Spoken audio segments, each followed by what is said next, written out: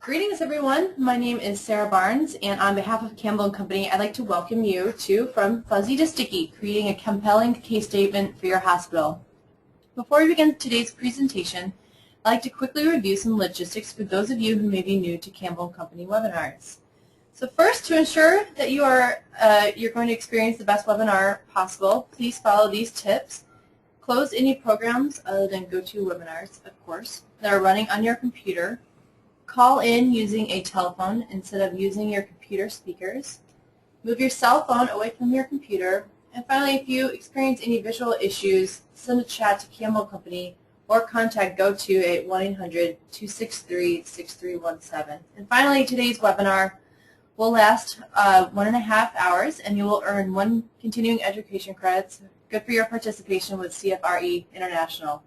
About an hour after the webinar, you will receive an email from us that includes a web address to download your certificate, the PDF of the presentation, as well as information to receive, as well as information for the next webinar. So, and during the webinar, we do welcome questions. So if you have any, please send a chat to Tom Wilson, and he'll make sure to address them throughout the webinar. And now I'm going to turn it over to Tom Wilson. Tom? Well, great. Welcome, everybody. And I want to introduce our panelists. We're all going to do self-introductions. And Joyce is our first panelist. Joyce? Well, welcome to the webinar. I'm pleased to be a part of it. I'm the president of the University Hospital Foundation in Edmonton, Alberta, Canada. I've been president since 2008, but I've actually been at this site for over 25 years. We are a major academic medical center in Canada, and the University Hospital Foundation raises funds to advance innovation and excellence at the University of Alberta Hospital, the Mazankowski Alberta Heart Institute, and our new K Edmonton Clinic. And I've been working with Joyce about 18 months now on the campaign we'll be talking to you about, a brain campaign. And next we're going to have you meet our other panelist, which is Stephanie. Hi, everybody. My name is Stephanie, and I'm with Harrison Medical Center in Bremerton, Washington. I came here in 2002 to be the executive director of the foundation. At the time, it was very much a small foundation. We had $3 million in assets and 3 staff. We've since grown.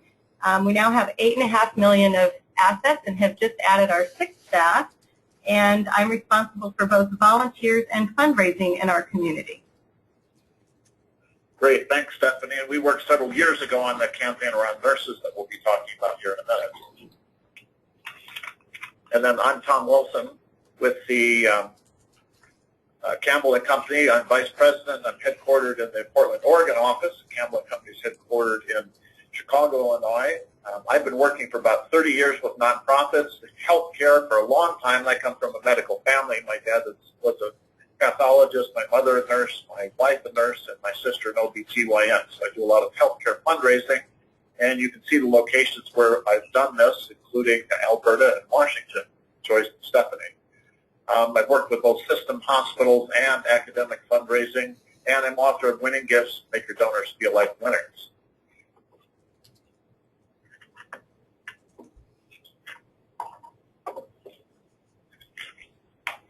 And our keys for our presentation today, we're going to cover a lot of ground very quickly, but we want to look at fundraising success factors. How do you prepare for a great campaign, particularly around the case? And then we've got these 2 great case histories from Joyce and Stephanie. So what worked for them, what was unique and special, because every place has their own particular backgrounds and the path they have to go on. And then we're going to look at what makes a truly great case statement. How do you get one? And we'll look at models from each of them as we move forward. So our fundraising success factors, when we do a feasibility study, when we come in and do a campaign midpoint assessment, we look at your case statement, your sticky message, where's your volunteer leadership, the law of the few, financial support, of course, where are the gifts to make you successful, and then organizational readiness. What are those issues both within your fundraising office but also at the administrative levels and the physicians to really get you ready. So today's webinar is really looking at the case statement piece of this. We've got other presentations where we deal with the other ones. And Joyce, talk about the University Hospital. What challenges were you facing? We met a couple of years ago at the AHP Montreal, and let's go from here. Well, the University of Alberta Hospital, for those of you who are not from Canada or Alberta, is part of a single system in Alberta called Alberta Health Services. Several years ago, the entire health system was combined into under a single umbrella called Alberta Health Services, which actually was a very significant change in Alberta. But our site remained the same in that it's the University of Alberta Hospital, the Heart Institute, and the K. Edmonton Clinic. Through this time of transition, we were actually in a major capital campaign for a new Heart Institute, which is now open and thriving. We started that campaign at about $17 million goal, and fortunately, because we are in Alberta and we have a very significant oil and gas activity, and Edmonton is really the area where a lot of this activity rolls out of, the service sector rolls out of. So we really benefited from a very vibrant economy and an excellent case. So we went from a $17 million goal to a $58 million final number when the campaign closed. We followed this with a campaign for prostate health, which ended up actually being a collaborative campaign with two other facilities in the community, Royal Alexander Hospital Foundation and the Alberta Cancer Board. We all collaborated on this campaign, which started out as a $4 million campaign, and fortunately it ended at about the $30 million mark. Throughout that time, we were working on identifying our next major capital campaign, and neurosciences was in the wings waiting, and actually the prostate health campaign jumped in front of it because it was ready to go, and the neuro was put on hold. And when it came to us, it was a complicated situation because the need was significant, as we are the major center for the delivery of neurological care in central and northern Alberta, the territories, and the Yukon. So huge footprint. We have one of the largest service footprints of any hospital in North America. What we were looking for was a way to communicate our case effectively, because the neurosciences, for many of you, as you are aware, is everything from stroke to Alzheimer's, dementias, brain tumors, concussions. It is a vast landscape, as well as movement disorders, Parkinson's, and then MS. So it was really figuring out how to talk about this case in a very compelling way. And because this is really the century of the brain, it is the new frontier, it was interesting for us, as you will find out as this webinar unfolds, that people really did not understand the brain as they did cancer and heart. And there were a few other brain campaigns in North America, and we looked at them, and that was really the beginning of our journey to, and what I would say, sort of change it up. We decided that we were going to go to North American consulting firms to get proposals, and we did quite an extensive request for proposals, sent it out throughout North America, and whittled it down to 10. And then from those 10, we honed it down to 2 who actually came into Edmonton to present to our Board of Trustees. The model that we use is we engage our Board of Trustees and community volunteers very closely in fundraising, and we did want to maintain that model. And in the end, as obvious from this presentation, we hired Tom Wilson, and I would say the most compelling reason was, well, Tom himself, but those of you who know him, but also his philosophy of what they call leadership briefings, which you will find out as we get farther into the webinar. But in the early stages, what we learned from Tom is that we really needed to identify what it is we were going to tell the community and how we were going to figure out what it is that they understood about the brain and what they needed to know about the brain, our center, and what the need was before we could move forward. And we really found out quite a bit of that from the feasibility study, which for those of you who have done capital campaigns will know that it's a critical first step. So with that, I think I'll just turn it over to my colleague to continue. All right, Stephanie, let's hear about your situation. Well, at the time when we began to think about a campaign, we had no fundraising capability really at all as a foundation. All the history of the fundraising had been very much focused around a single large special event, but we also had a hospital that wasn't positioned as a charitable destination. It had been positioned in our community really as the largest private employer and really as an economic engine.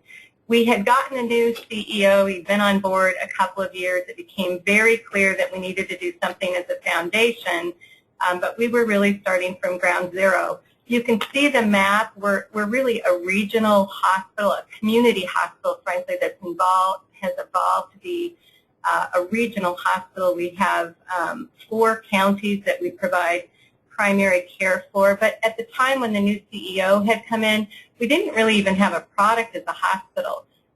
We had a very vanilla reputation. We weren't known as being bad, but we weren't known as being good either. So there was a lot of synergy happening in the hospital with the transition of the CEO. We had just started a cardiac surgery program, so there were lots of things moving and changing, which was a good time for us. But I was reminded in preparing for this webinar when I looked at Tom's fundraising success factors, we had none of those when we started this process. As I mentioned, our fundraising was really defined transactionally by a special event. We had no organizational readiness. The last time the hospital had done a campaign had been 45 years prior, and it had preceded the foundation. We had no volunteers that had any understanding around campaign fundraising. The staff, we were all newbies in this ourselves. We had done a lot of other kinds of fundraising, but not campaign and major gifts.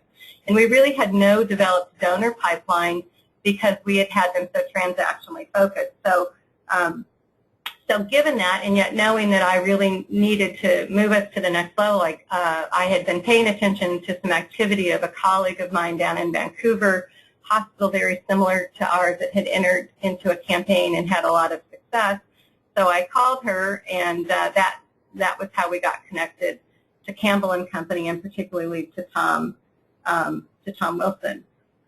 We did connect with Campbell and Company at that point in time, and really, again, had to start in the process of just developing the case. The hospital wasn't demanding that we do anything particular, so we really had this great opportunity to go out and just try to figure out for ourselves. It was difficult. It felt like we were going out just to kick up dirt clods in some respects to see, you know, what were the needs, but it was a tremendous opportunity for us.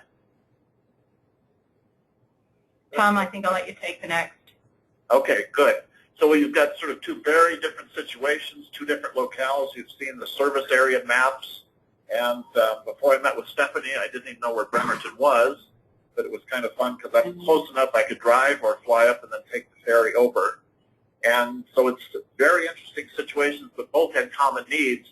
Stephanie was clear where she realized we really need a case, and so that was the first step. And so when we look at this slide, Preparing the Way, getting the case together became a major initiative early in the consultancy with her.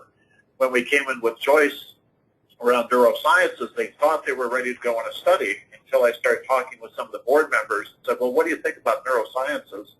And they all looked at me with blank stares, and we realized there wasn't much traction on neurosciences. And so we had an equipment list from the physicians that was approved, the foundation to look through, but nobody understood what the equipment meant. And so we had quite a path of trying to walk through the process.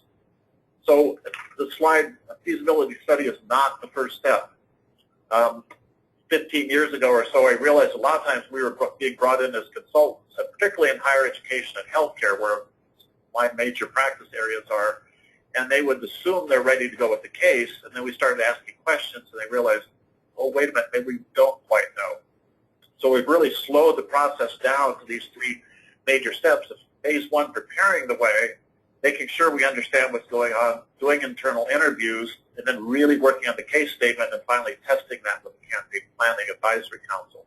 Then we move into leadership briefings and engagement survey. We'll talk about that which are basically focus group meetings where they hear the case, the organization gets to polish the case through presenting and hearing questions, and then we go with the philanthropic market study, feasibility study with the traditional one-on-one interviews.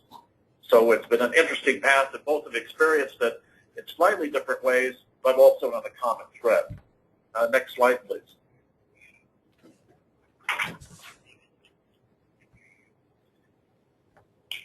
So Stephanie, talk more specifically now about your particular process. So when we first connected with Tom, we literally went out and talked to as many people in the hospital as we could. We talked to leadership, we talked to line staff, we talked to physicians, we talked to board members, just about what they, from their perspective, what they felt the needs or the opportunities in the hospital were at the time. When we got done with that, we identified 3 different areas potentially. One was equipment. I'm sure people are not surprised, particularly in healthcare fundraising, but an equipment fund. There was a need also at the time to kind of aid recruitment of physicians, and then there was this piece around nursing education. With those 3 items, we started our first work out in the community because, again, we hadn't been engaging with our donors in that way before, so it was a great opportunity just to go out and have really focus groups and to take really these three ideas to them. But really what we were doing is beginning to make the case for the hospital as a community asset, and moreover one in need of charitable support. But then also here were these 3 different ideas and what was the most compelling to our community. And we spent a fair amount of time out in the community in different groups of people and taking that information in. It was very clear in that process also what people were getting excited about. And I think that's when we were really won over, because we realized that what was critical was the engagement. And actually when we went out and had those conversations with people, keep in mind I said that we had no we had no volunteers in the pipeline, really. We had no donors in the pipeline. And this really allowed us to begin to go out and kind of put our ear to the ground, and people started to identify themselves, interestingly enough. Out of this process, we identified a campaign chair and one of the first donors. Later, the second campaign co-chair self-identified. And we got our first gift literally committed out of these discussions. That also helped propel us down a particular path of what was going to be the most compelling and what were we ultimately going to build this case around, which turned out to be nursing education. Well, Stephanie, I'll never forget the story, and I brag about your process to a lot of my other clients, because we were doing our leadership briefings, and we had a luncheon meeting, and there was about 40 people there. It was a great turnout, and we got all done with the presentation, and we were showing the 3 projects. And at the end, we had 2 people that were sort of chatting over on the side table, and we were cleaning up the room. We came over and said, "Can we help you? Do you have any questions?" And they go, "No, just leave us alone. We're fine." And the next week, they both popped in and gave Stephanie $250,000 gifts, and both agreed to co-chair the campaign. And that's when we realized, wow, there's some energy around this nursing issue.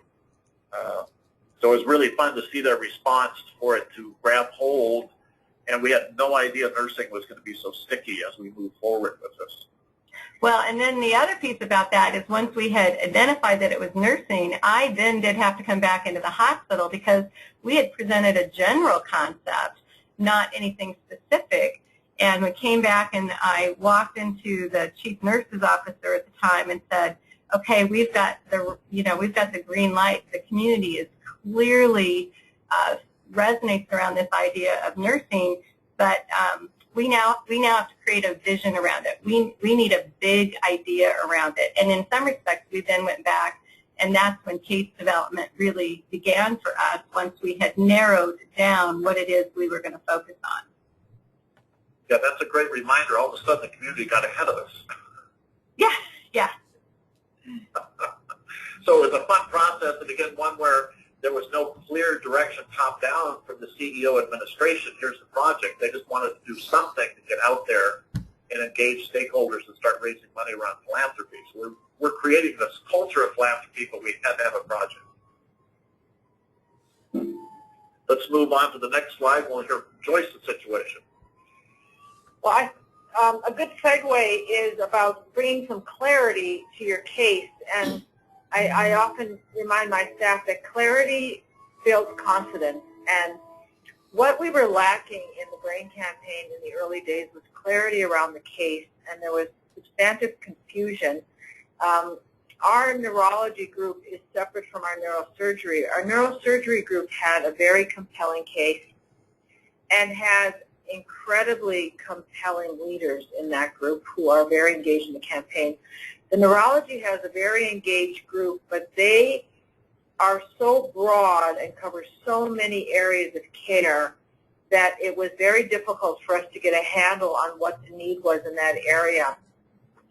And in the end, what we spent a great deal of time on was on our internal audience and seeking clarity on what it is that we want to take to the community in terms of the vision. We were beginning to get a sense from our conversations that Tom was having with internal leaders, physicians, surgeons, administrators, and from the community that there was quite a bit of a gap that we needed to bridge in understanding. And one of the things that I would like to say in terms of working with consultants, and this has been my experience in my career, and I've been at this for many years, is that consultants can say to the community and to the internal audiences things that, as a professional development officer, where you're going to be there after the campaign's over, sort of tough messages that you can't deliver. And the most important message in the front end of this campaign is that we have an equipment list and no vision. And we needed to have clarity and consensus across the board. And what we ended up doing, actually, is dividing the campaign into 3 phases. We had already raised a very significant amount for phase 1, which was an intraoperative MRI unit, which is right now it's operating, and it's one of the most advanced units in the country. And that is having a 3 Tesla MRI in your operating room. And that was a critical piece for our neurosurgery team for brain tumors and other complex conditions of the brain. So we went ahead with that. We got it funded. We moved ahead. It was built and it was opened. And that began with a lead gift of $1 million that we had actually received about 10 years prior. So this part of the campaign had a really long birth. So what Tom advised us, which is truly simple and brilliant, was to divide the campaign in 3 phases and to declare victory on phase 1 and celebrate that new MRI suite and bring donors into it to show it to them. And then look at phase 2 as, again, an area that all of the pieces were approved. The location of this capital development was, in fact, in place, which is a 3 Tesla MRI and a Gamma Knife, which would be more in the outpatient setting on level 1 of our hospital. And get moving on that while we really clarify what is phase 3, which is, in fact, will be a new brain center for our site. So we, at this point, are in phase 2 and working on phase 3 in terms of what's the what of phase 3. But what we have found is that you cannot go to the community unless you have a very clear and compelling vision, and they understand where you're going. And one of the most effective tools was making it personal, and taking that personal message on how conditions of the brain affect us. It is who we are, but it affects us in many different ways, anywhere from strokes and epilepsy to brain tumors, Parkinson's, and MS. So moving to a 3-phase campaign and bringing clarity around what we were specifically raising funds for in each phase enabled us to go out to the community with a very clear message and talk to them about what is the need at this site and how they can be part of quite a revolutionary approach to brain care in our region. The leadership briefings were critical, and I cannot stress how different it was for us. It was a big leap of faith to invite 10, 20 people into our hospitals, invite the physicians to give their vision, to take them on tours, and to explore what they actually knew about the brain. And we continue to do them. We're well into phase 2 of this campaign. And every single briefing we have, large or small, opens up a window of understanding for us. It has also opened up some tremendous doors because it keeps your case vital. It brings new perspective at every single briefing. We had a briefing here yesterday, and one of our very long-time donors, who we thought just had a passing interest in the brain, was so fired up after the campaign. We are expecting a six-figure gift from this individual in a very short order. So it does enable you to bring your past donors, your prospects, into one single area and begin a real conversation with them. It's quite a structured process that feels casual, but actually there's a lot of thinking that goes into it. But it enables the people who are participating to come face to face with your superstars, your physicians, your surgeons, your nurses, your administrators, talk to them about their vision, get their questions answered, but also it enables you to find out what parts of the case are sticky for them, especially with the brain where there are so many different aspects. We needed to know, did someone's mother have a brain tumor? Do they have a child with epilepsy? Did they have a sister who had a stroke?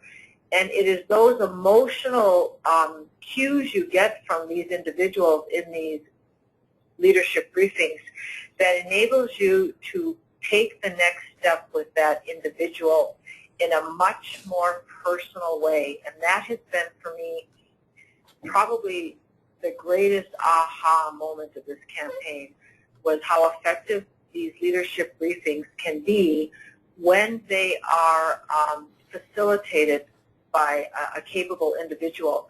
And I don't believe we could have pulled this off ourselves without the assistance of having someone with Tom's particular skills, but also such a unique approach to bringing people into your center. Well, thanks, Joyce. It has been fascinating. And this last bullet point, we sort of, after we have done a couple leadership briefings, and we realized the magic of having 5 to 10 people in a room and talking about the different brain conditions of their family and hearing each other's stories, that we realized, wait a minute, if somebody's not gone through one of these briefings, there's no way we can just send them a written case statement and expect to have a good meeting and a good study interview. So we really have a process now that we're not allowed to ask for a gift from anybody unless they've been through a leadership briefing, because they won't get it. We'll get a token gift, not a great gift, as we go through it. So it's been magic for both of these clients to get people in the room and sort of experience the case because they hear the nurses, the physicians, they hear each other, they hear campaign leaders talk about their enthusiasm and passion for the case. That's what really gets people going. So it's I'm really pleased for both of you saying this has been an important process, because I love seeing it happen. Again, it's hard work to get through all this, but boy, does it work. And it gets stickier as you go. You keep learning.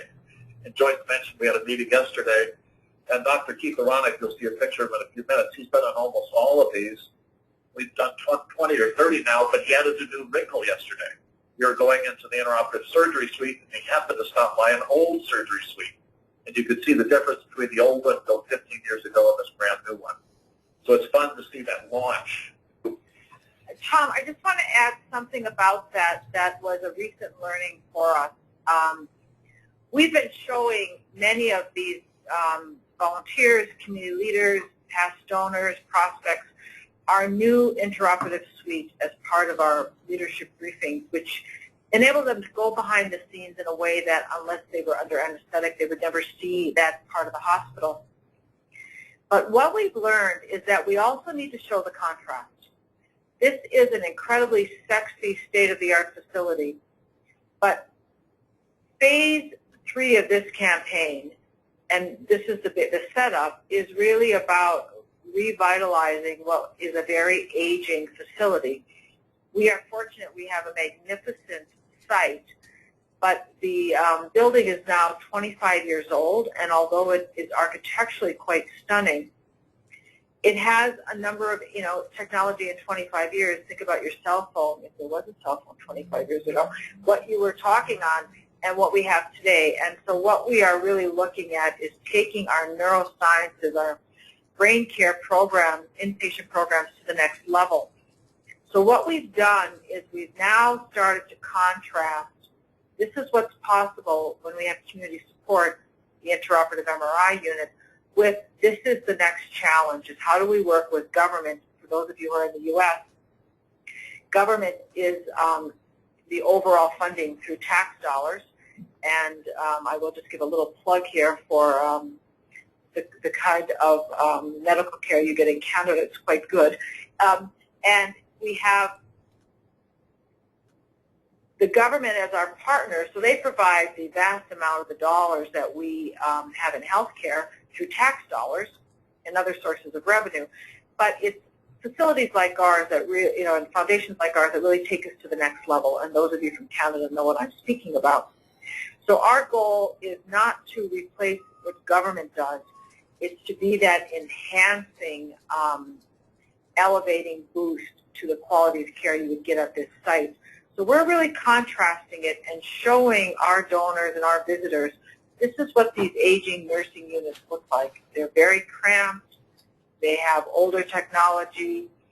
We are not able to give the kind of brain care to our patients that they need to have an optimal recovery. So we're trying to do the contrast now to show the need. And again, because this case is changing and we're learning something new every day, this was a great learning for us that we need to take some time to show them what the big vision is for the new brain center. And Stephanie, as Joyce was saying that, I think you had a parallel situation that this whole nursing education program was important to the hospital, but not on the front burner. Philanthropy is what really brought it forward and enabled it to go forward much more quickly. It's the only thing that's made it go forward. The circumstance, we wanted to bring a residency program. I mean, that ultimately became the cornerstone of our campaign, was bringing a residency program into the hospital to support that transition of a brand new nurse to a nurse capable to be on the acute care floor. But frankly, the hospital couldn't get away from the way it was needing to spend money, frankly, which was very unproductive because of issues associated with turnover and not being able to recruit, et cetera, et cetera. So we were able to make a very strong statement to our community and basically say, philanthropy is going to make all the difference. We're going to fund this for 5 years. It's an investment because at that point we'll begin to see savings on the other side in the hospital, which is really the rationale for supporting operations down the road. So more and more that's the case we're making in our community, is that the hospital's going to do what it can to provide, it's going to do what it can to provide great care, but it's philanthropy that makes the difference in being able to provide exceptional care. Oh, very good. All right, next slide. So we're going to do a slight aside here, sort of what makes a great case statement, and I'll ask both my colleagues here to jump in at any slide as you have thoughts and ideas, and then we'll get back to how you can really work with your medical staff to help. Next slide.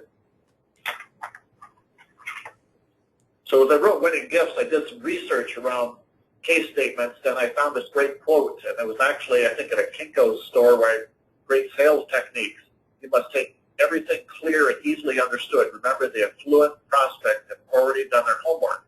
He's not talking about nonprofit fundraising. He's talking about selling anything to the affluent, and then everything must work.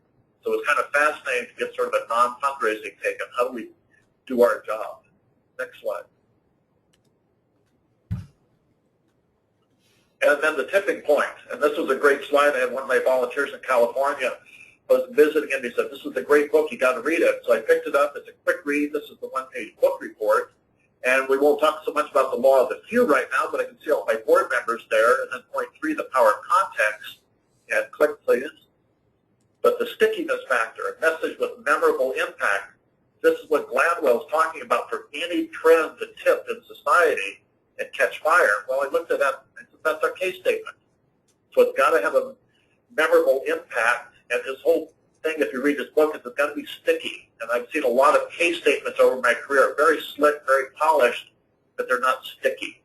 And so it's very interesting as you sort of think through what's going to tip your trend, whether it's nursing or it's with the BRAIN campaign, so it catches fire in people's imagination.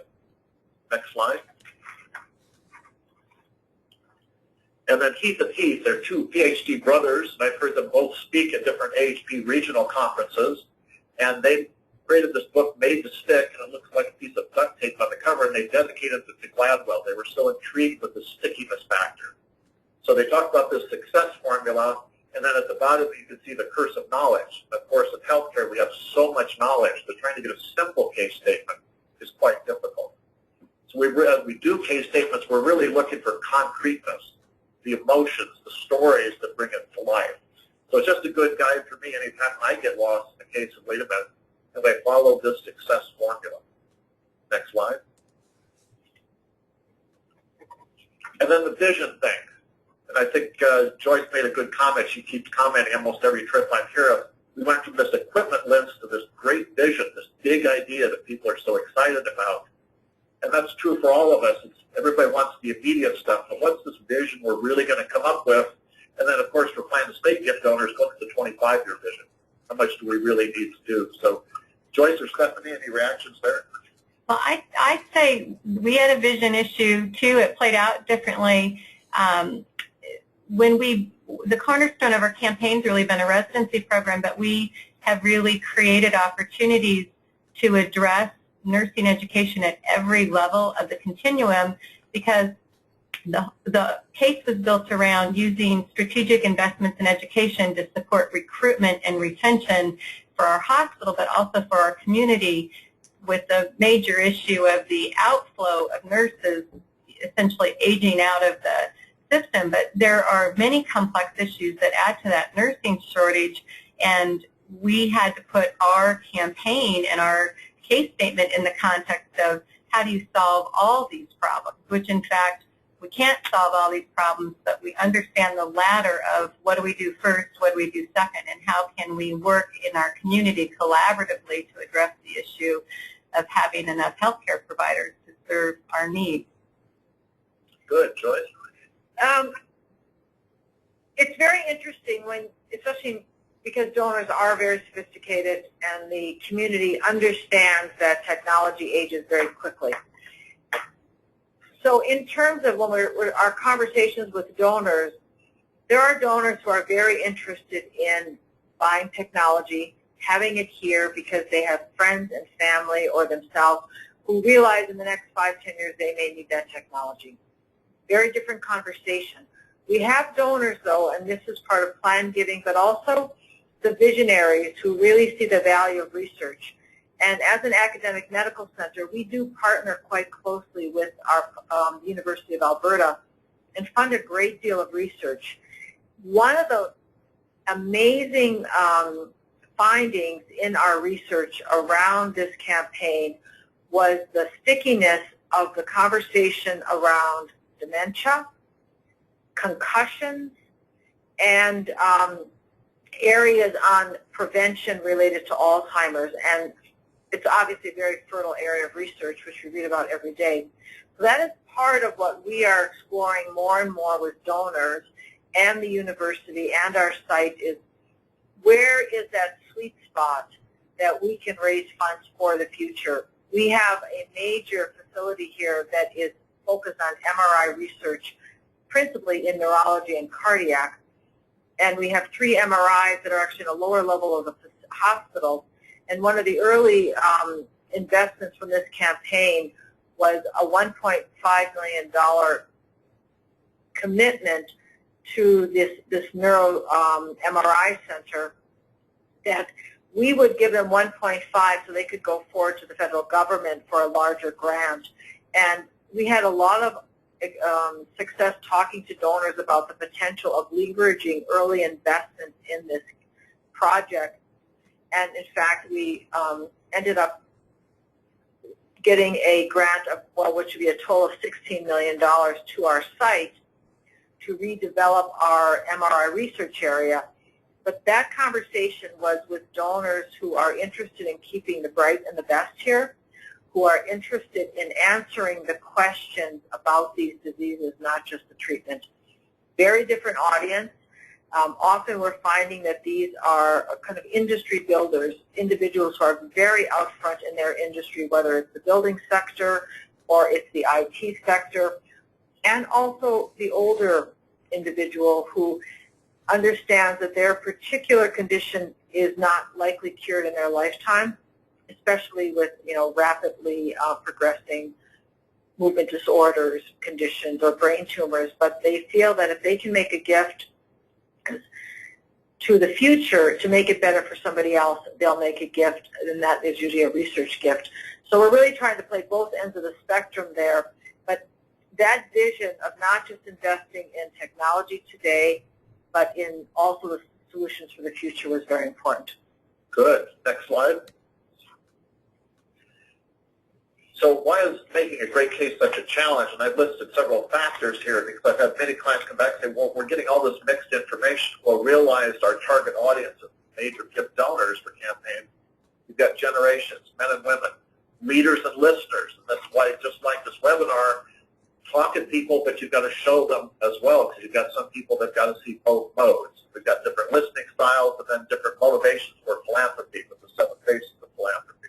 We won't go through that today, but those are all the reasons why your case has got to be very robust and flexible. Next slide. So we talked about creating the Velcro case. When you really look at this with a magnifying glass, you can see how Velcro really works, but you've got to have all these little sticking points, and that's what you really need in your own case statement.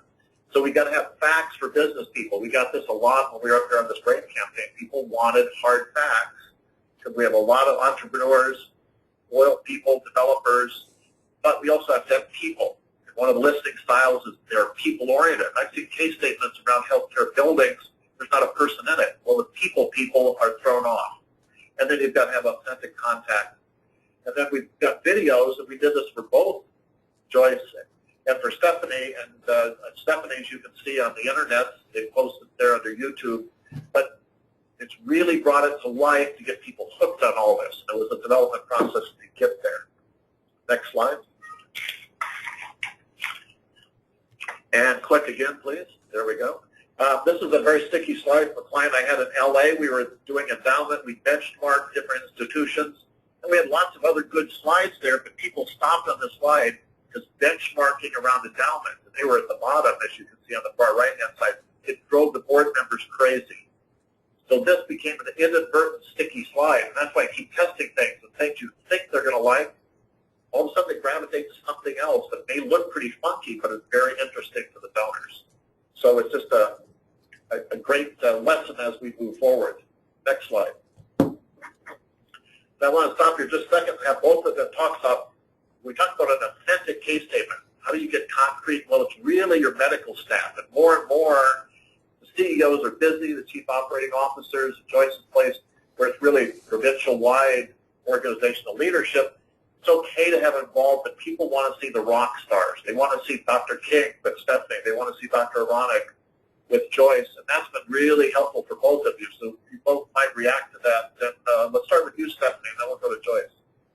We were lucky. I mean, again, given where we were at the time, the ability to utilize physicians was minimal, though we had an amazing physician on our foundation board. He's a cardiac surgeon. I'd had a lot of contact with him because I was part of a team that helped introduce him to the community, but he himself has a powerful story. He's a product of philanthropy. He gets it. He understands what it can do. He came here with really missionary zeal of his own about his own vision of community medicine and what he wanted to do as a physician here. He jumped on early. You can see him in our video, and he really talked about the value of nurses and how they're the eyes and ears of the physician and really an extension of the physician.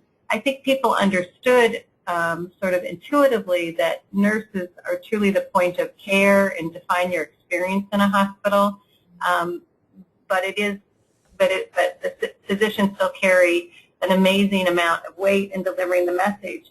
we really, there's no easy way to do this. We earned physician support literally one at a time. We started with Dr. King. We then actually looked at all the nurses we had in our circle that actually were married to physicians, and we began to work on those nurses.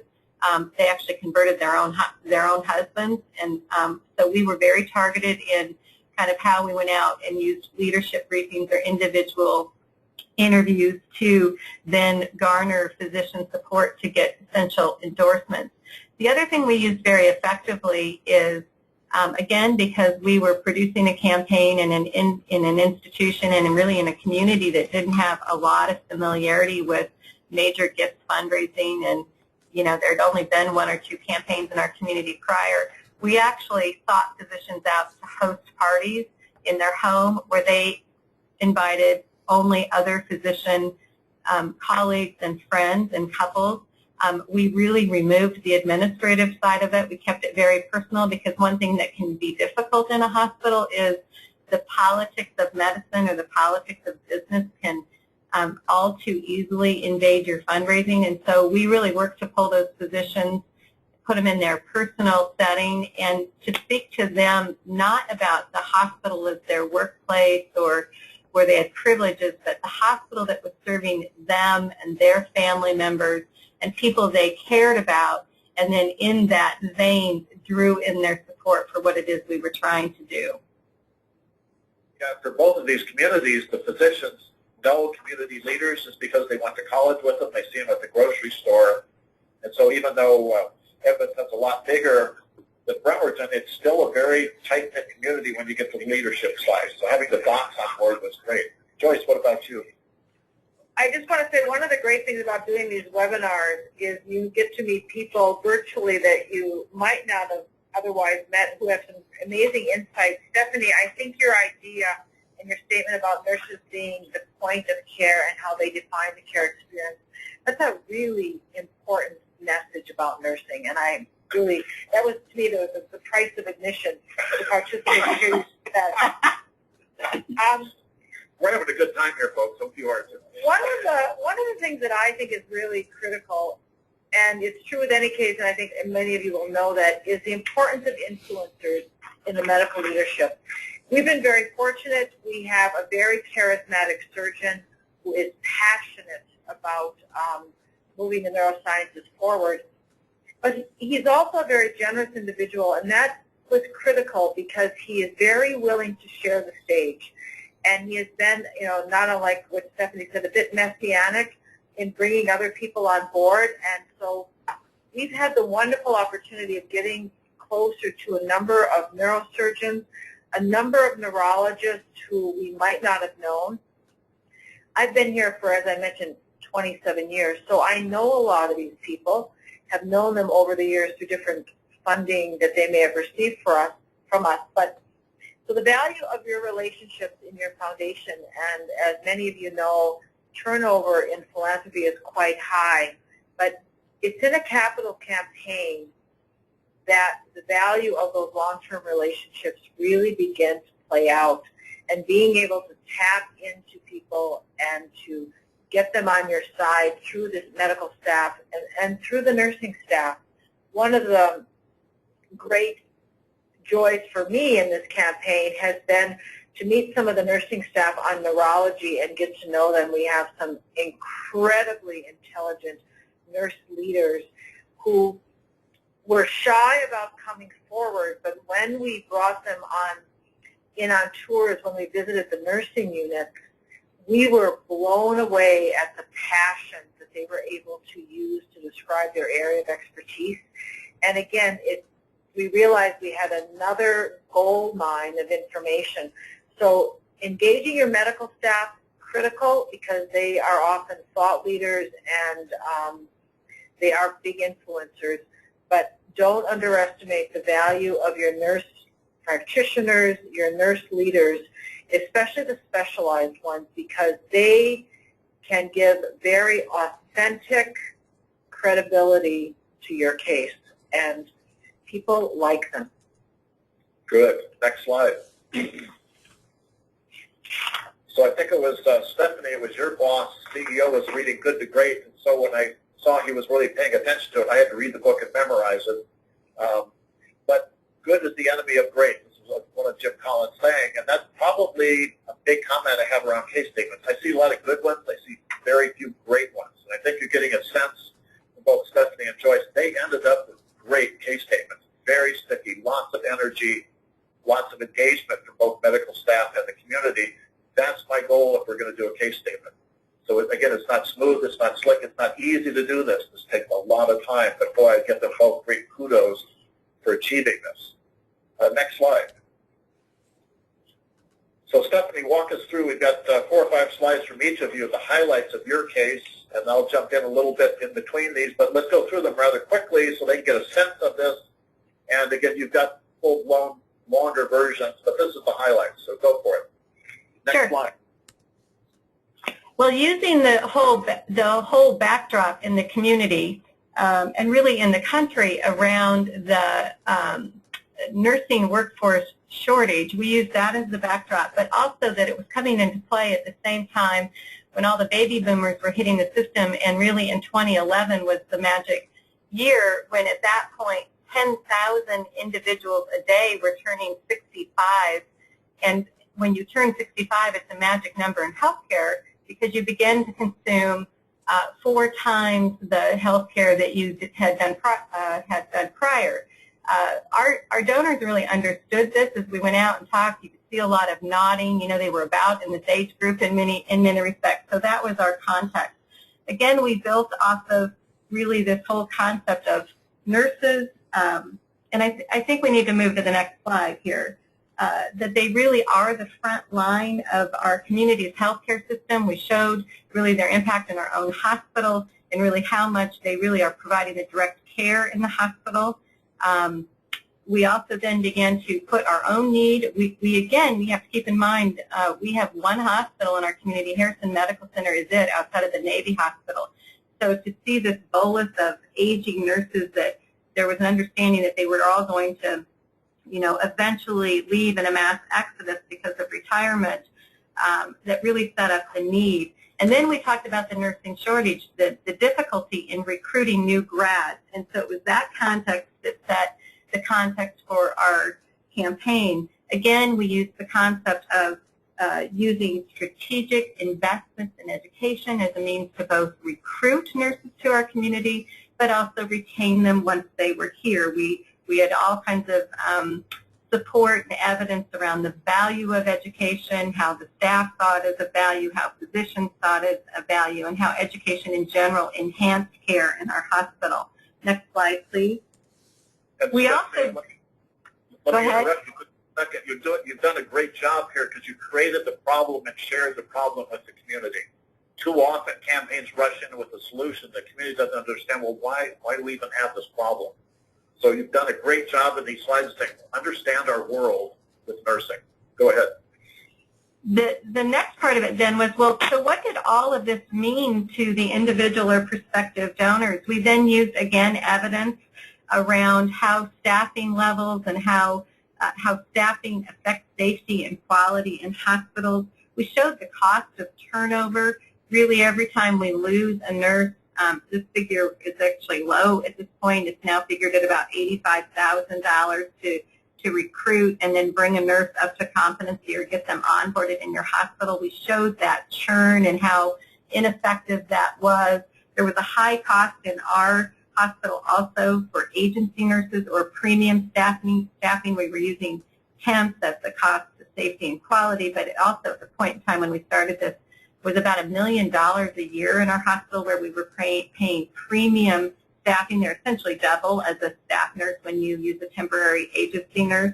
And then also I think one of those points that really stood out and began to resonate with people is just you're asking people to come into your hospital and hit the ground running.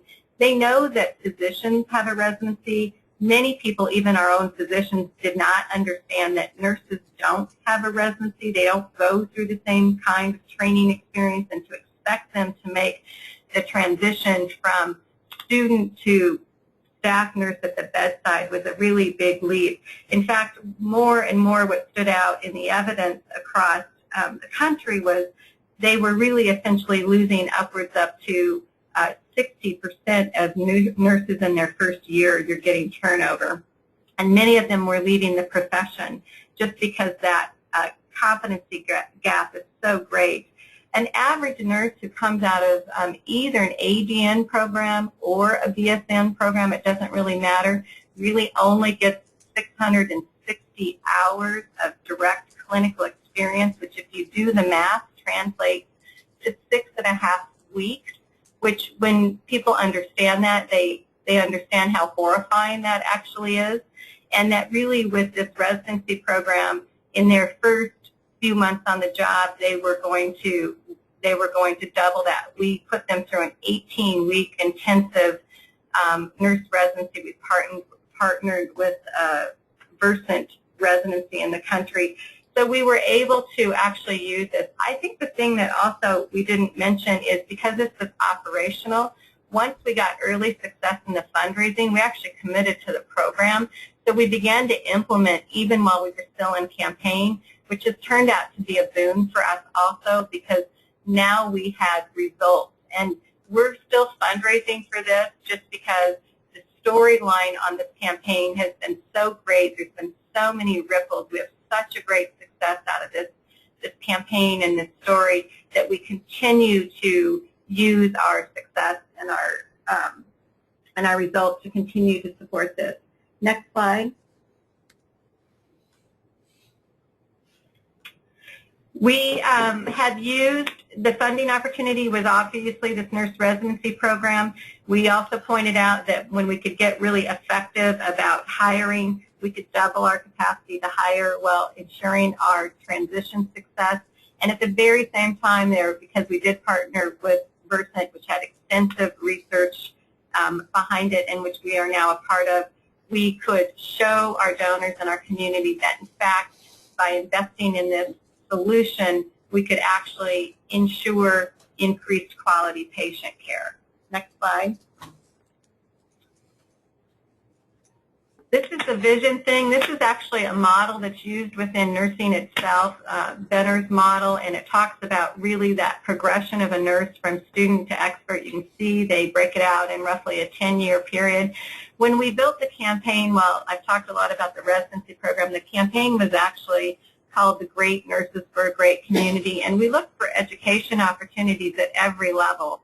It became very apparent amongst our nursing staff that they weren't going to be satisfied if we only focused on that brand new entry point. So our residency program really is focused on this transition from student to novice.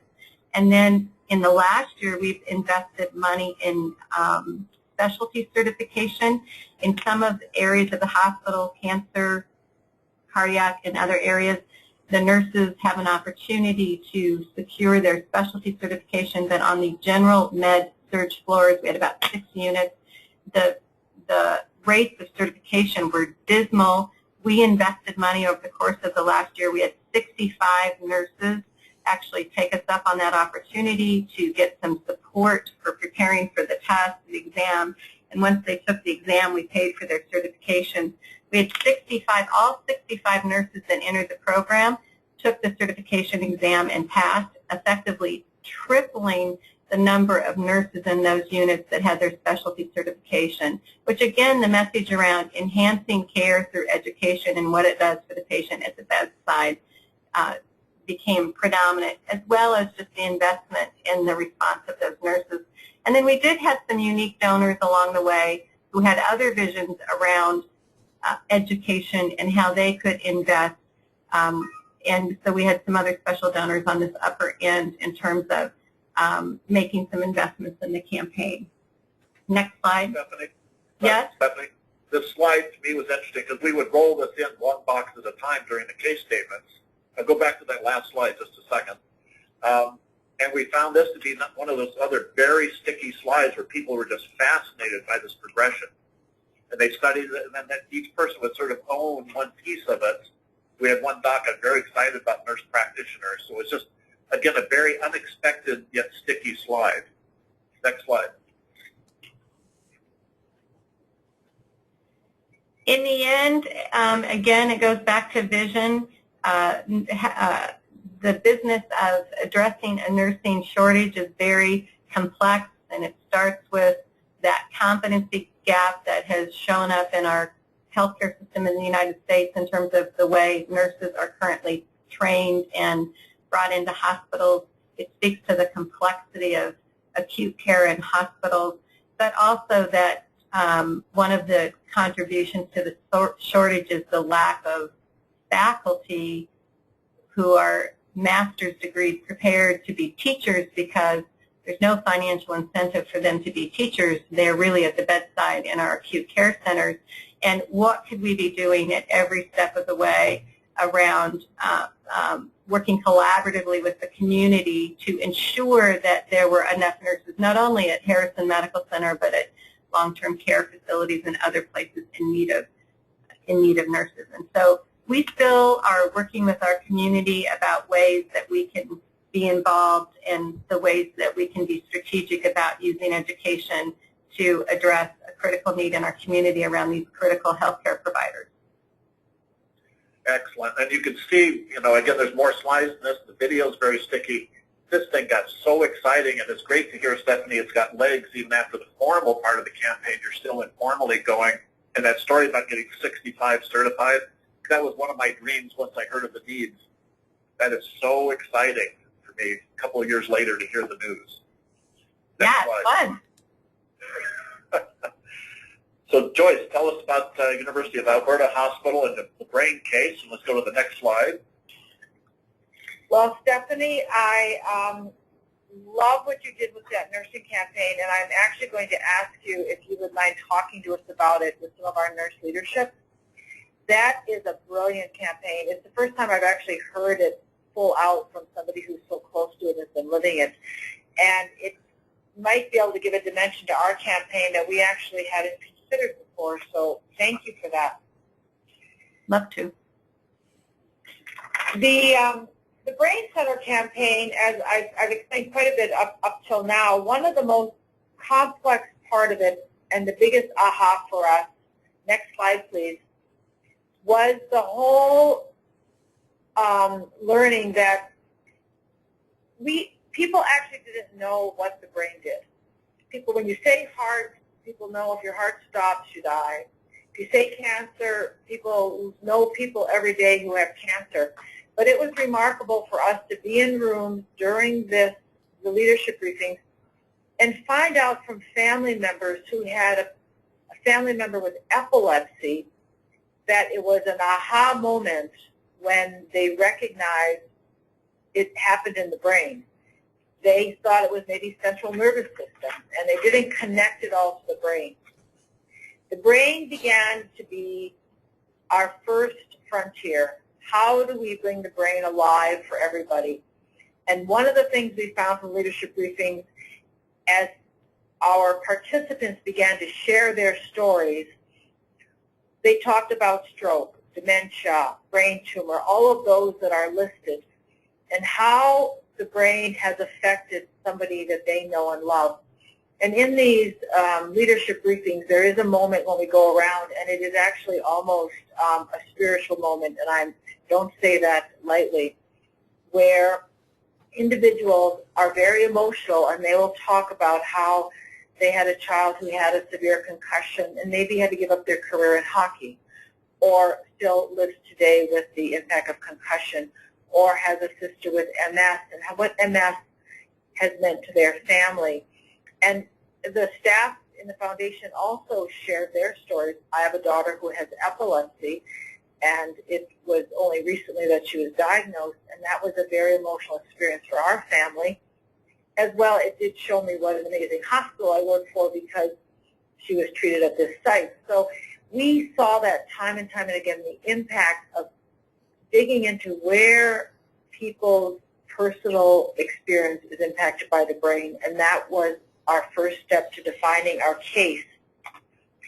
From there, we also found our stories, and an excellent stories and an excellent use of video was, next slide please, was bringing patients who have benefited from care at this facility into the campaign to talk to people, and especially patients like Shannon, who's in this photograph, who is also a high-profile family in the community.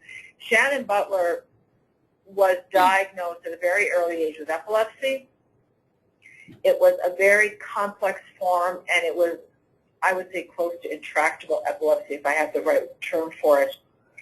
She was actually treated successfully here, and it was a result of our MRI Research Center, which I alluded to earlier. A researcher and a clinician who was treating her were talking about her case, and the researcher said, let's put her into the 3T MRI to see if we can find the focus of that epilepsy, which until that time, this is quite a few years ago, maybe 10 years ago, it wasn't as commonly used as a methodology because 3T was still very much in the research stages. Shannon had the MRI. They found the focus. They were able to treat her surgically. As a consequence, she was able to go off medication, and she now has 3 children, which would not have been possible because, as those of you who know neuro drugs, they are very powerful, and you likely would not be able to be pregnant if you were on them. That was a very powerful case we found out through the leadership briefing. And so what you're not seeing here is when we show this at a briefing, we click on the slide. She comes to life telling her story, then her dad tells his perspective.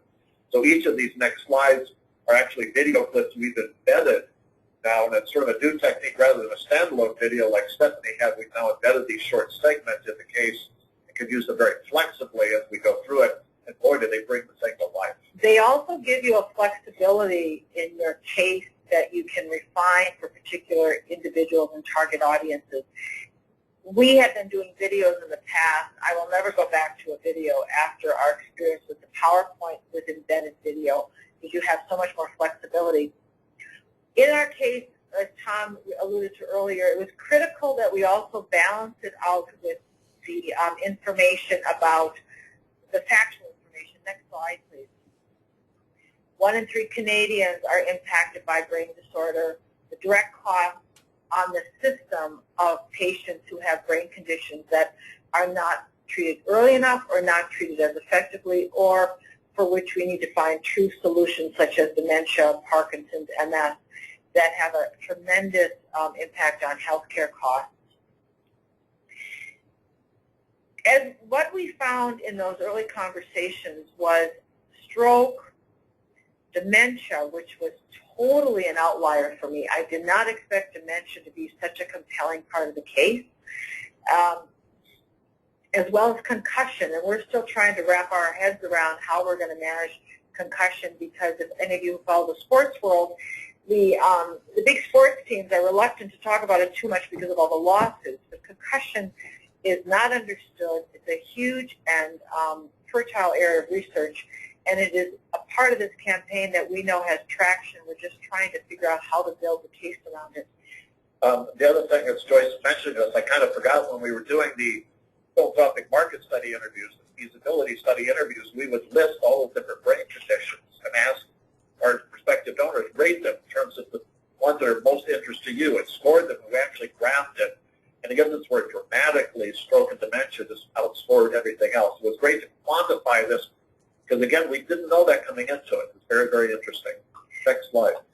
That's one of the benefits of one of those leadership briefings, one of those confidential interviews that can only take place when you're using somebody externally, which we have done actually in all of our capital campaigns. But the importance of having visionaries as part of your team, because they are the individuals that when you find this information, like concussion, you can sit down with them and they can show you how that particular case could be built out at your site. Sometimes, as you know, ideas come to you that you actually can fulfill because you don't have an expertise in that area. And that has been one of the advantages of us being at an academic medical center. We can link into our particular research colleagues who are close to our clinical colleagues.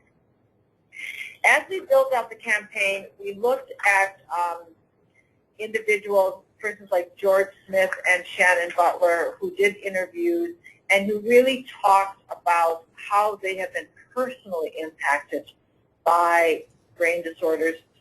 George Smith has a grandson who has a very complex condition that has been a lifelong struggle for this child, and George, as the grandfather, has been a real pillar for this fellow and has been passionate on video in talking about what it means for us to have ongoing excellence in research and in technology and in patient care. And he is also a major gift donor to the campaign. And interestingly enough, he was very reluctant in the early days to come on board, and we have successfully engaged him. Shannon has done a beautiful job in talking about what the brain is in a way that we are amazed when we are in leadership briefings how it resonates with the people who are watching the video. She talks about the brain defining who we are, our personality, our imagination, our emotions. It controls our body. And she's doing it in a way that a physician could never do. And as well, it's our brain. It can't be replaced. And this is repeated over and over again. Next slide, please. So we have built our case in a very organic way, and I have to say in this that we are still building out the case as we work on it. We have phase 1 and phase 2 truly locked in. We see additional potential in phase 2 that it could be a nursing residency program. We see potential there that could be a bridge to our phase 3 project, which is a care center, a brain center. Very important for us because we are in a very highly politicized healthcare environment in Alberta, and with our consolidation into a single system, we are competing with other major centers in the province as in terms of how much of a priority would a major capital project be for the province as a whole, and where does it fit in. So phase 3 is subject to a tremendous amount of bureaucratic scrutiny until we actually have a confirmation on it, and we're getting close. So in the meantime, we need to really maximize the traction we're getting in phase 2, and I do believe we will be adding to it. So that's the beauty of having some nimbleness in your campaign, nimbleness in your campaign materials. We have learned the hard way that when you put your goal on something and you print 5,000 copies and your goal changes, you might have to reprint. But I encourage any of you who are doing a campaign to have pretty simple documents that you can change in your offices, that you, when you hear a great quote, you get an insight into the campaign that you might not have had, or you get a testimonial. You can just go into your Word documents and change them. And that has been a big learning that we picked up actually with the Heart Case campaign, and we are rolling it out with the Brain campaign. Yeah, for Joyce's case, and this happened with Stephanie too, you can change this, it looks great every day, but you can change it every day and tweak it and keep moving forward. One of the final things I'll just draw your attention to in the slide is, as you see, phase 1 is complete and done. Phase 2 we're closing in on. But along the bottom, there is the Innovation and Research Rapid Response Fund. This is a fund that we know there is traction in the community on, and it's also kind of a flex number for us. And we're using it to talk about how about a concussion clinic where we have researchers and clinicians coming together. How about a nurse residency program would be an excellent next step. But also for us to be able to recruit the best and the brightest and have those funds that are often required to help them set up their labs, to be that extra incentive that will bring them to Edmonton. We're not San Francisco, we're not New York, we're far north. It is sometimes there's a challenge with moving families from the U.S. into Canada, or from Eastern Canada or Vancouver and Western Canada into Edmonton. So we need to make the recruitment packages as attractive as possible, and the foundation often plays a role in that. And that Innovation and Research Rapid Response Fund is really where those dollars can live. And we have found that there are donors who are very interested because they see the challenges in their own industries, and they want the best healthcare in their community. Yeah, the innovation word became very sticky as we moved forward. Next slide. So the major theme for this is don't guess. do all your internal work and planning around your case, but you've got to get out as fast as you can. These leadership briefings really help, and it can be organic because you say, look, it's not all done. We want your authentic advice. Denver has no clothes. Please tell us. Let's get it better. You can do an engagement survey, and then, of course, the philanthropic market study, these one-on-one interviews. So get out in the community, and then you start finding out what's really playing. Next slide. So a quick aside is how do these leadership briefings work? And it's basically you're sharing a 30-minute slide presentation, a couple speakers presenting, ideally some physicians with you, and then on the right-hand side, you get their feedback. And usually I facilitate these discussions, and in fact, we've got a feedback form they fill out, and we've got a checkbox, do you want to work on the campaign? And so even before we started the philanthropic market study, we had already recruited 10 to 15 volunteers. It was pretty exciting. So we want to talk about results. Stephanie got into a little bit. Next slide, but tell us more about the campaign because you were very successful. We were successful on many fronts. We are just closing in on raising $4 million for the campaign. Originally, the feasibility study said that essentially we could raise $3 million. We will continue always to keep that campaign as a fundraising priority. We are closing it out and taking on a new campaign here over the course of the next few months. We're in cohort 9 of our nurse residency, and we've celebrated here in this most recent cohort the 100th nurse to come through that residency program. A majority of these nurses, the retention's been incredibly high, so a majority of these nurses are still in our hospital and in our community. The great news about that also is because these nurses were brought on in a very different way, they are already engaged in our hospital. So many of those nurses that were taught in those early cohorts are now engaged in the program. They're serving as preceptors. They're highly engaged on their units and their floors as leaders in the hospital, not just as bedside nurses. We continue to educate and find new ways to invest in nursing education, and I mentioned the investment we made over the course of the last year with specialty certification. And we've also made a commitment to our community because, again, we're a regional hospital, but we have opened up many of the courses that we were using for the residency program and inviting long-term care nurses or other nurses who were employed elsewhere in the community to come in free and take advantage of education.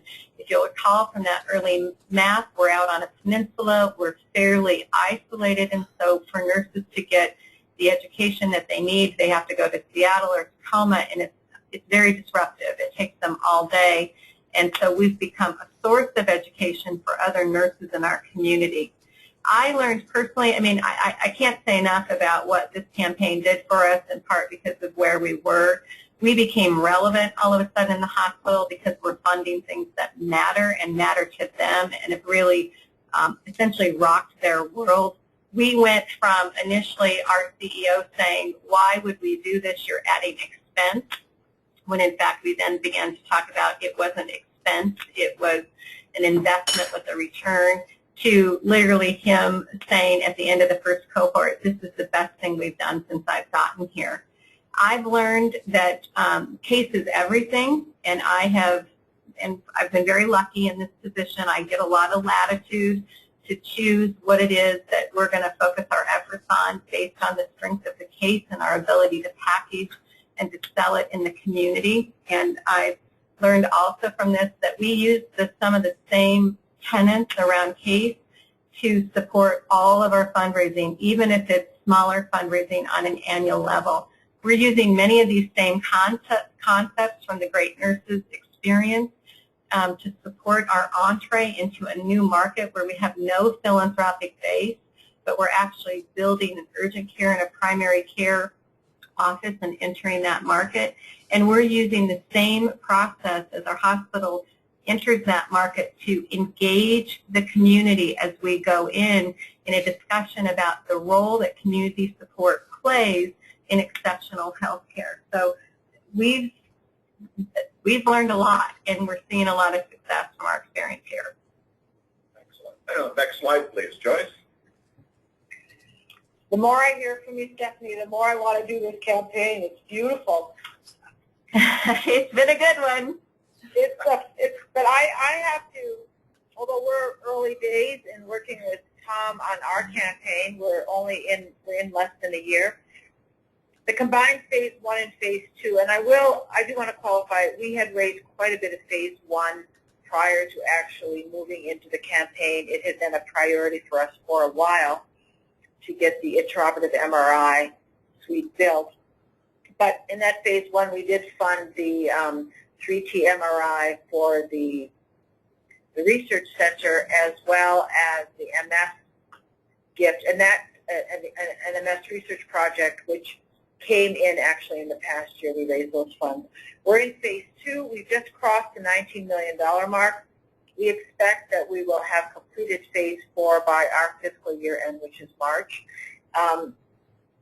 The next step for us, though, is to really leverage the incredible traction and engagement we have. We have tremendous leaders in the community who have signed on to this campaign.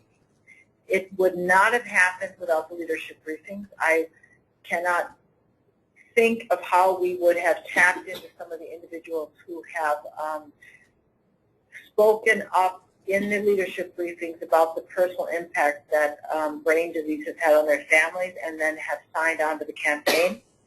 One in particular was one of our own board members who is quite new to the board, very quiet fellow, an influencer in the community, but we really didn't feel his engagement. He came to the leadership briefings. He was on fire about the impact. What we didn't know is that he had a colleague who had Parkinson's, and that had impacted his work world quite significantly.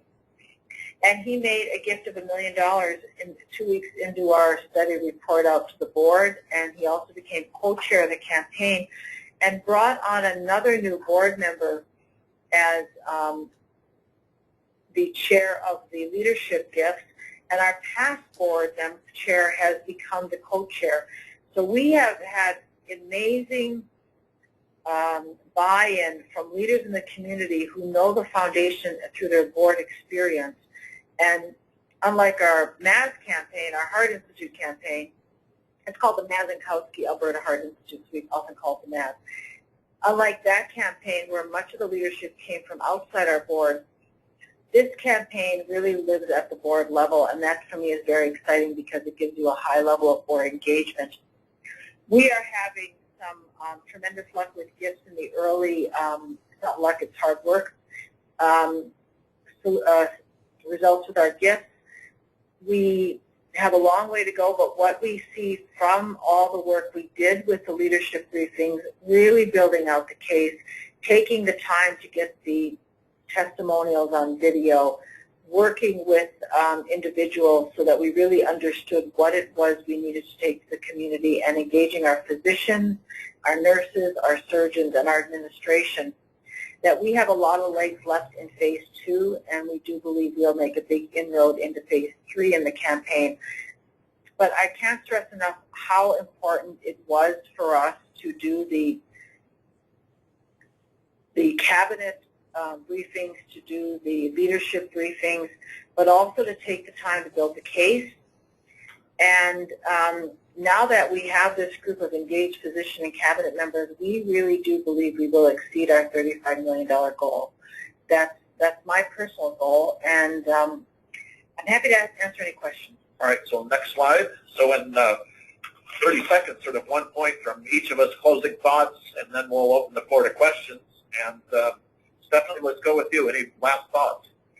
My thought would be to reiterate something that Joyce said earlier, is let your case evolve, that as you go out and you experience these briefings, you need to stay nimble to be able to come back and incorporate what you're learning into the case. And we never did develop, we never went to print on slick materials or highly produced materials to support our fundraising. We stayed in materials that came right out of our office the entire way.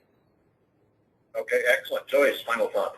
Just playing off something that Stephanie said, I think it's really important to see the potential of philanthropy to really pave the way for a new frontiers in your facility. I think what Stephanie said about the cynicism, you had for the case in the early days, and now you're hearing it's the best thing that ever happened. When you have the courage to lead your institution into the philanthropic waters, it is a very gratifying experience for them. And we are finding that the more and more we take a lead in helping to shape the case, working with them, so as Stephanie alluded to, that we don't cost them money that they don't necessarily have to spend. We show them that what we are doing is actually at the other end going to save them money and build the strength of their facility. It becomes a very dynamic and productive partnership, and we have been very, very fortunate to have that. And I do want to just thank Tom, because Tom came into our very complex situation here in Alberta and tackled it, head on, and really helped us to understand the potential of moving from an equipment list to a compelling vision that the community understands and supports. That's great. Next slide. So my final thought is just take the time to make a great case. Both of them have alluded to this. Be nimble, and boy, does it pay off, because you're engaging people, and as soon as you have leadership briefings, you've got wealth in the room, and you can start raising money like Stephanie did. Maybe it'll never happen again, but it was very, very helpful. So let's go to the next slide and open the floor for questions.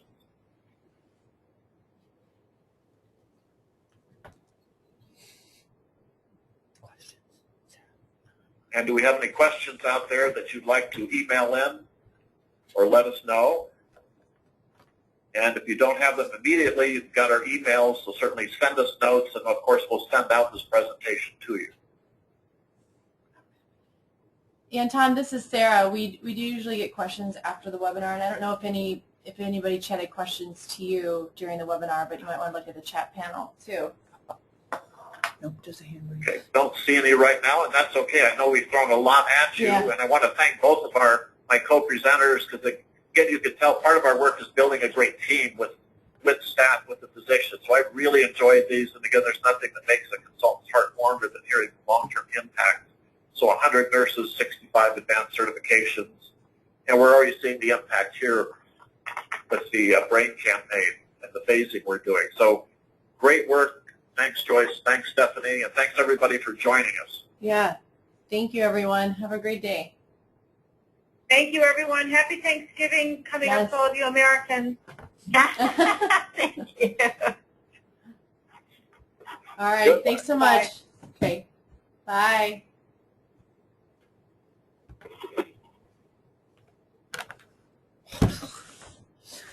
That was so long. I didn't realize how long it would be on such a boring topic. No. I ended the